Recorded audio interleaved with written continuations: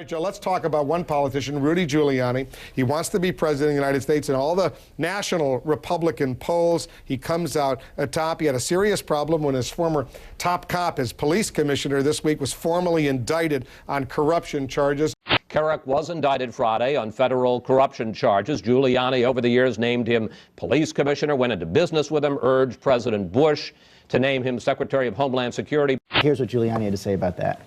Giuliani says he made a mistake. I made a mistake. I made a mistake in not clearing him effectively enough. I take the responsibility for that. There is a little history here. Giuliani has acknowledged that he was briefed when he was New York City mayor about Kerik's alleged ties to mob businesses, although not about these specific charges that he's been indicted on. He's also got a business partner, a Catholic Monsignor, Alan Plaka, who has been faced allegations of child molestation, although he's never been charged with anything in that case. When former New York City Police Commissioner Bernie Kerik was indicted on Friday on federal corruption charges, take a look at what your campaign manager had to say. Rudy Giuliani has repeatedly placed personal loyalty over regard for the facts. And I think there's some implication there that we have a president right now who is admirably loyal to many of his close associates, but that was not always the right thing in many cases. He has loyalty. He's got loyalty to Kerik. He has loyalty to this Monsignor who was accused of child molestation, who is no longer preaching. He is very loyal to his childhood friends. That is something that President Bush had to face and was criticized for. Bernard Kerik, they were joined at the hip for too long. Birds of a feather, a lot of voters are going to think, and it's going to rebound against Giuliani. In Love Nest, all of those things. I mean, that whole picture is just a see-me-CD picture. Are you suggesting that Giuliani knew that Kerik was a crook?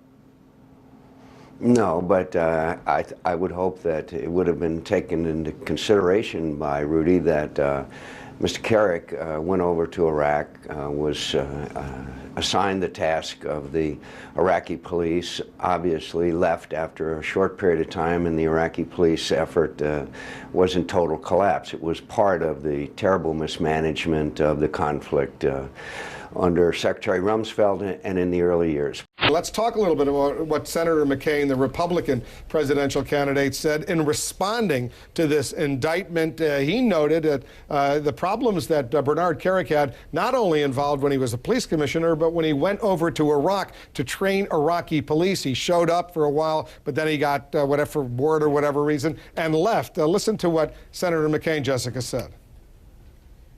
Supposedly his mission was to help train Iraqi police. He stayed a couple of months, got up and left. That should have been part of anybody's judgment before they recommend that individual to be head of the Department of Homeland Security. Now, McCain's referring to the fact that Rudy Giuliani recommended Bernard Kerik to President Bush to become the Secretary of Homeland Security after what McCain says was that bad experience in Iraq. I do think that the reason why the Kerik thing is so significant is because Giuliani suggested him for Department of Homeland Security. That is Giuliani's brief. That is the basis of his candidacy. He also recommended him for the job of Homeland Security Secretary, which cuts right at his core rationale. This really goes to Giuliani's strengths. It's a real hit on his strengths. One, his ability to lead through 9/11, and two, his judgment as that CEO of the government in New York. For a guy running as an executive, as a leader, as somebody with judgment. That big question that's going to come up about his judgment. I think it clearly calls his judgment into question. He showed just spectacularly bad judgment. Questions about Giuliani's judgment. That really clouds his judgment. The judgment issue is raised very clearly and very sharply. On a man very senior in the mayoralty administration in New York, which is what he's running on.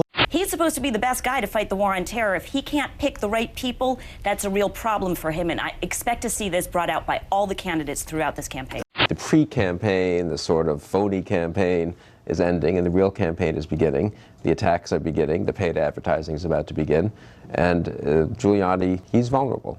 I don't think it hurts right now, but I bet it'll hurt a lot more when Mitt Romney spends millions of dollars investing and telling people through TV ads about it.